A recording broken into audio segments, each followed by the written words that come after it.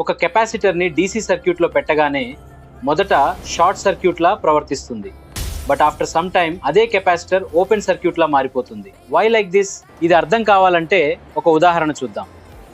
Train స్టేషన్లో ఆగింది. Compartment పూర్తిగా ఖాళీగా ఉంది. మొదటి కొంతమంది ఎలాంటి ఇబ్బంది లేకుండా తేలికగా ఎక్కేస్తారు. కానీ ట్రైన్ నిండుతున్న కొద్దీ లోపల ఖాళీ స్థలం తగ్గిపోతుంది. చివరికి ఎక్కడం కష్టం కాదు, ఎక్కడానికి చోటే ఉండదు. ఒక్కరు కూడా లోపలికి వెళ్ళలేరు. కెపాసిటర్లో కూడా ఇదే జరుగుతుంది. మొదట ఎలక్ట్రాన్లు వేగంగా ప్రవహిస్తాయి, కానీ ఛార్జ్ పేరుకుంటున్న కొద్దీ ఏర్పడే ఎలక్ట్రిక్ ఫీల్డ్ కరెంట్ని క్రమంగా తగ్గిస్తుంది. ఇదే విషయాన్ని ఒక సింపుల్ ఈక్వేషన్ చెబుతుంది.